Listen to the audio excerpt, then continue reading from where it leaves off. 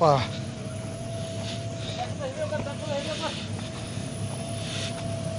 जिथं माणसाला देखील चालणं अशक्य आहे अशा ठिकाणी हा जॉन डिअरचा ट्रॅक्टर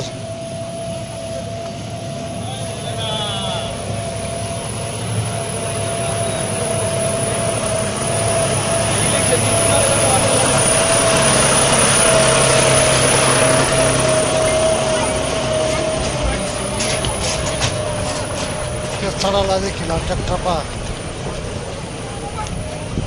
निकटेश्वर देवस्थानला जाताना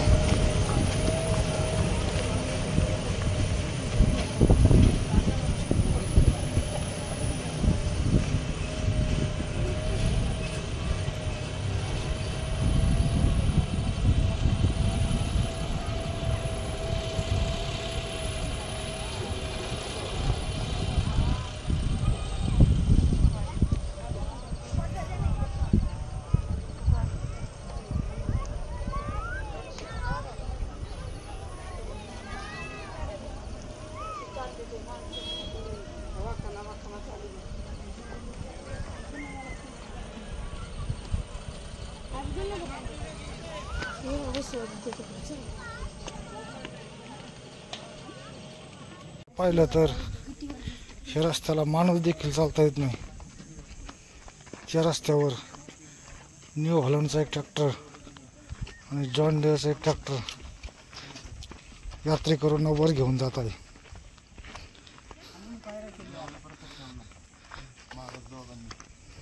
म्हणजे भारतामध्ये काय जुगाड कुठे चालेल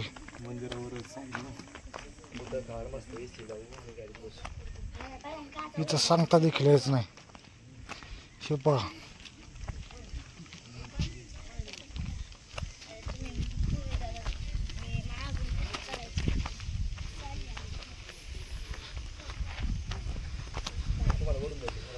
आणि हे जे समोरचं बॅकवॉटर दिसतंय हे खडकवासल्याचं बॅकवॉटर आहे.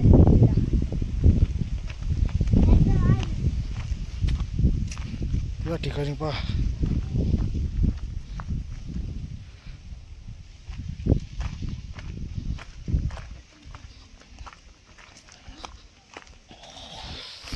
जिथं माणूस देखील नीट चालत नाही अशा ठिकाणी ट्रॅक्टर 50 ते 60 प्रवासी घेऊन वर जात आहेत. हे पहा हा रस्ता म्हणजे भारतामध्ये काय जुगाड 4x4चा ट्रॅक्टर आहे तो जॉन डिअरचा एक आणि न्यू हॉलंडचा एक.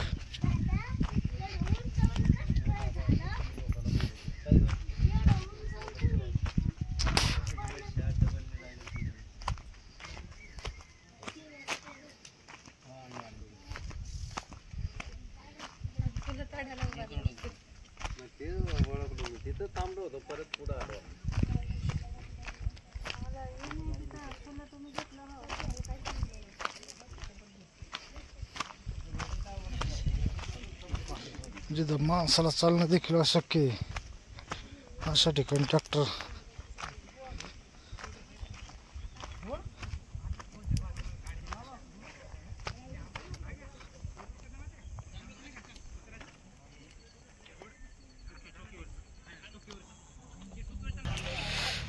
देवस्थानाला येण्यासाठी आता नवीन सुविधा ट्रॅक्टरची पण सुविधा केली आहे. म्हणजे ज्याला चालणं होत नाही या ट्रॅक्टरच्या माध्यमातून 50 रुपये तिकीट आहे खालून वर यायचं.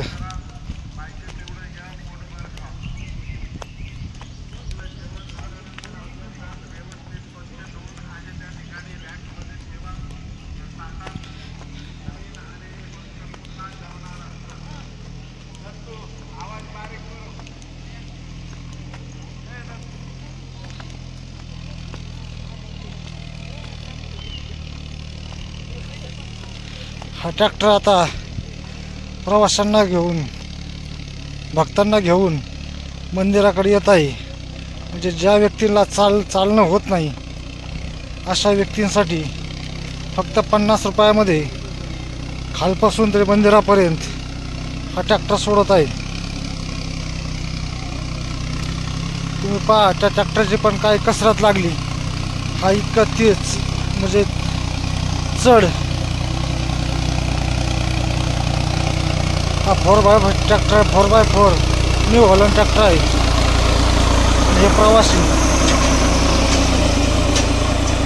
मस्त प्रवाशांना इतक्या चढायला देखील हा ट्रॅक्टर एकदम ताकद लावून साधारणतः 50-60 प्रवासी घेऊन वर येत आहे.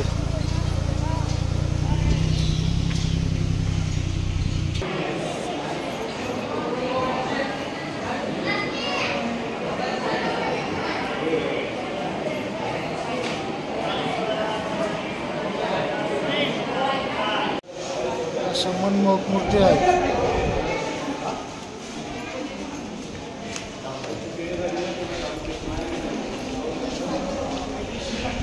निळकंठेश्वरचा परिसर घरी बसून पाहण्यात यावा, तुमच्या सेवेसाठी हा मनमोहक मूर्त्या, गणपती मंदिर, स्वामी समर्थ, शंकर, बैलगाडी, मंदिरातला बाहेरचा परिसर.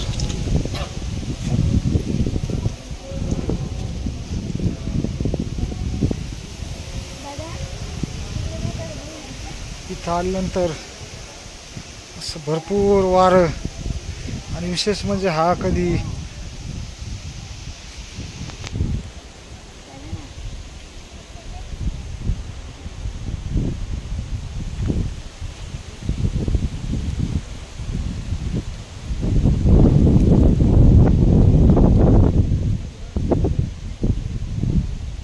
सगळा मूर्त्या मनमोहक परिसर आहे.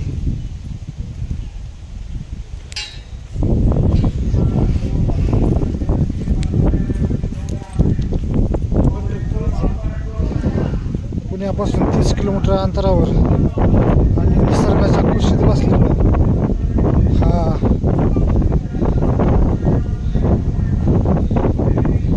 सर्जे मामाचे समाधी मंदिर. खरं पाहिलं तर ह्या देवस्थानचा उद्धार सर्जे मामानेच केला आहे.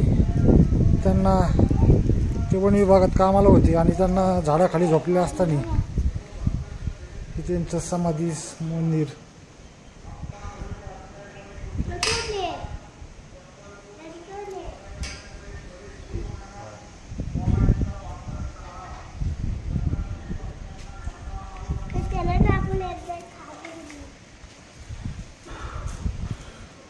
शंकराचार्य गुरुवर्य सर्जे मामाचं समाधी मंदिर. त्यांना वन विभागात कामाला होते, त्यांना झाडाखाली झोपले असताना मूर्तीनेच त्यांना सांगितलं की माझा उद्धार कर, आणि स्वयंभू मूर्ती प्रकट झाली. आणि त्यानंतर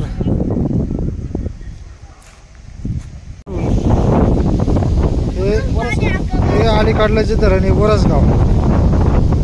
आज तारीख किती आहे साहेब? 10 जून 2024. पूर्ण पाण्याचा मृत साठा पार धरणाचा हे झाला आहे. त्या शेजारीच दुसरं धरण. ओके, 2 धरणं पहा. पुण्याला पाणी पाजणार आहे 2 धरणं, उरसगाव आणि साहेब कोणतं पानशेत. हे पानशेत आहे. ओके, हे जे आहे ना, ओके पानशेत आहे, पानशेत. आणि काढलं वरसगाव. म्हणजे हा निळकंठेश्वर देवस्थानावरून एकदम मनमोहक दृश्य. एका बाजूचं वरसगाव आणि एका बाजूचं पानशेत, असे 2 धरणं तर डोंगरच मध्ये आहे. आणि निसर्गरम्य निळकंठेश्वर देवस्थानच्या वरून दिसणारं हे मनमोहक दृश्य. आणि खाली जे दिसतंय खडकवासल्याचा बॅकवॉटरचा फुगारा आलेला आहे. खाली जे पाणी दिसतंय धरणाच्या खाली, ओके इकडे दिसतंय खडकवासल्याचा बॅकवॉटरचं पाणी. हा भारी आहे का? मस्त वाटलं ना?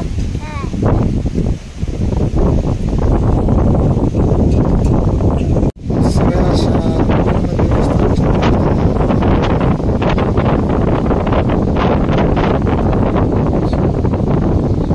कॅमेरा हलतोय माझ्या. सगळ्या मूर्त्या कव्हर करायला त्यांच्या म्हणजे घरी बसून दर्शन घरी बसून दर्शन घेण्यात यावं आणि हा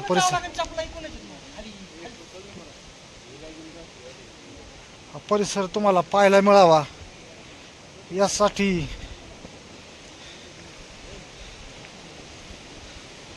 हे पहा सगळे देव आणि हे राक्षस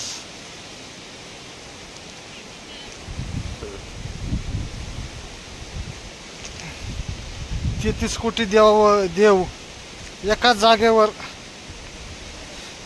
बसवण्याचा हा छोटासा देवस्थानचा प्रयत्न, पण कलाकृती एकदम भारी आहे.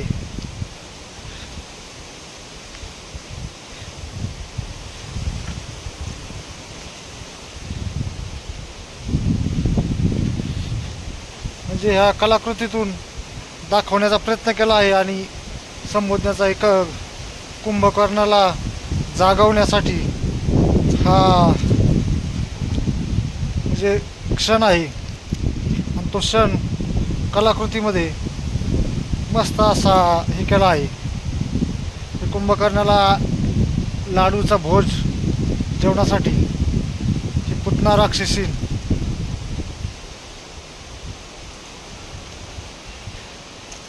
पूर्ण जसं काय रामायणच इथं अवतरलंय असं वाटतं. म्हणजे खरं पाहिलं तर एवढ्या मूर्तींची कलाकृती करणं फार मुश्किल आहे आणि ही म्हणजे ते पूर्ण रामायणाचा क्षण मस्त असा. इकडं पण अजून भरपूर मूर्त्या आहेत.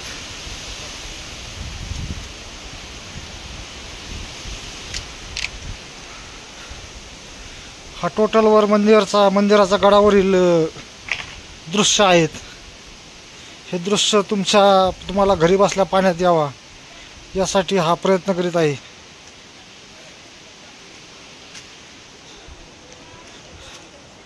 म्हणजे हे पहा,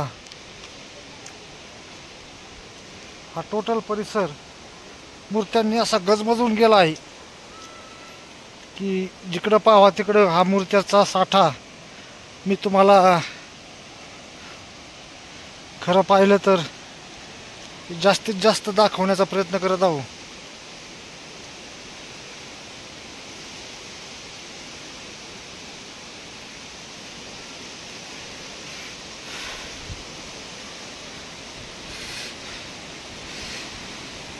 हे विठ्ठल, ज्ञानेश्वर आणि तुकाराम यांची मूर्ती इथं साकारण्यात आली आहे. म्हणजे हे पहा, असं मनमोहक दृश्य निसर्गाच्या सान्निध्यात बसलेलं हे निळकंठेश्वर. एकदा तरी ह्या देवस्थानला आपण भेट द्याल आणि पुण्यापासून एक साधारणतः 40 ते 45 किलोमीटर अंतरावर, खडकवासल्यापासून 40 किलोमीटर अंतरावर हे निळकंठेश्वर देवस्थान आहे. आणि हे देवस्थान माननीय सर्जमामा, गुरुवर्य श्री सर्जमामा यांच्या कष्टाने हे देवस्थान अवतरले आहे आणि स्वयंभू मूर्त आहे इथं. हे पहा, जेवढा तुम्हाला दाखवण्याचा प्रयत्न करीत आहे तेवढं दाखवत आहे. जिकडं पाहावा तिकडं मूर्तीच मूर्ती.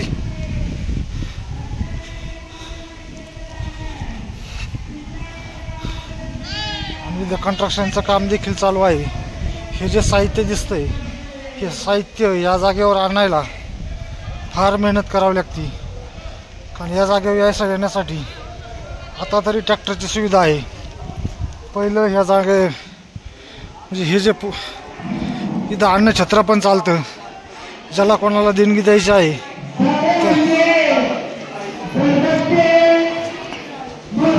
दर सोमवारी अन्नछत्र पण चालतं. परिसर इथं लोक जेवत आहेत.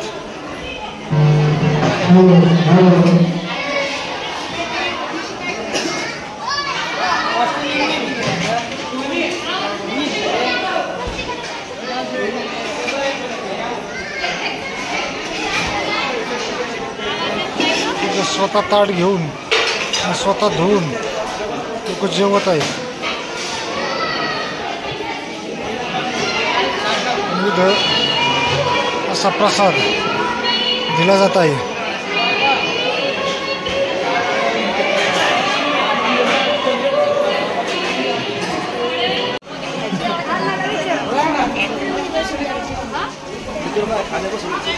मंदिरातून बाहेर निघायच्या वेळेस अशी मनमोहक शंकराची मूर्त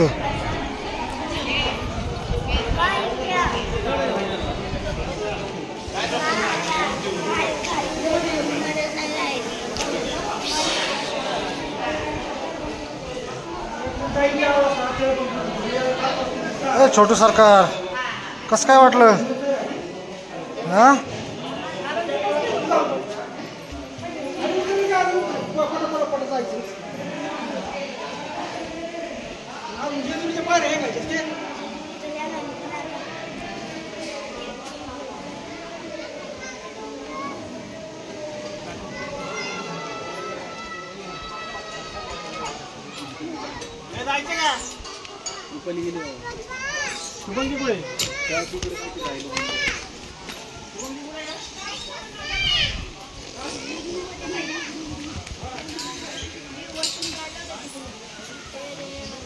ओके, आमचा पहिलवान कसा पळतो आहे का?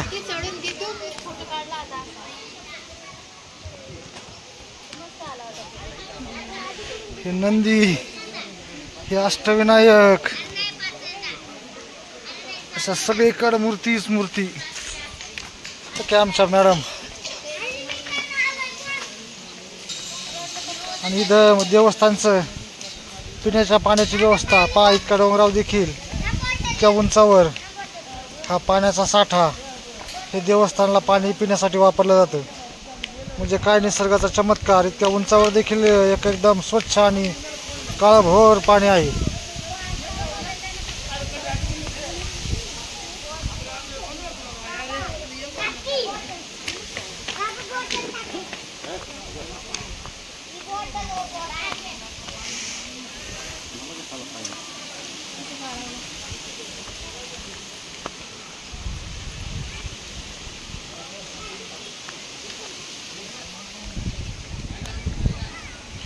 असं टोटल मंदिर परिसर एकदम स्वच्छ. आणि आपली देखील तेवढीच जबाबदारी आहे की इथं जास्तीत जास्त स्वच्छता.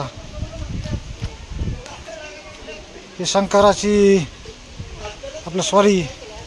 दत्ताची मनमोहक मूर्त ही उंबराखाली.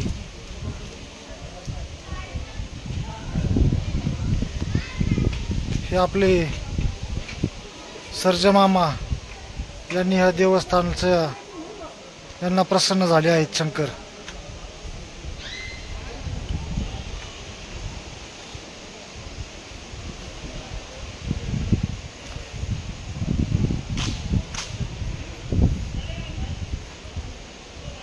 हे टोटल देवस्थानच्या मूर्त्या एकदम. अजून काही ठिकाणी काम चालू आहे. हे टोटल किती पावसामध्ये आले तर एवढे राहण्याची सोय सगळी. इथं देवस्थानचं हे जनरेटर आणि मूर्त्या आणि हे मोठं शेड असं सगळं.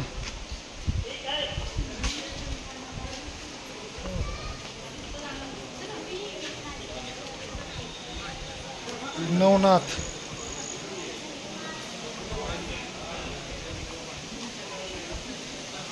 जिकडं पाहा तिकडं मूर्त्या 33 कोटी देव एका जागावर साकारण्याचा, मूर्तीद्वारे साकारण्याचा प्रयत्न केला आहे. ही खरं पाहिलं तर सर्जमामाची एक स्वप्नातली नगरी. आणि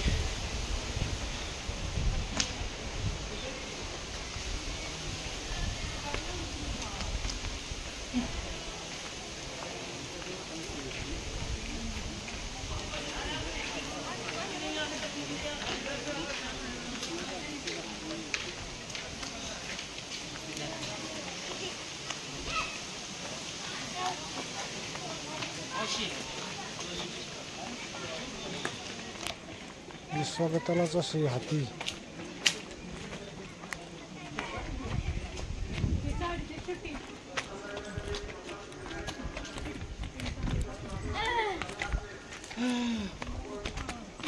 चला चला चला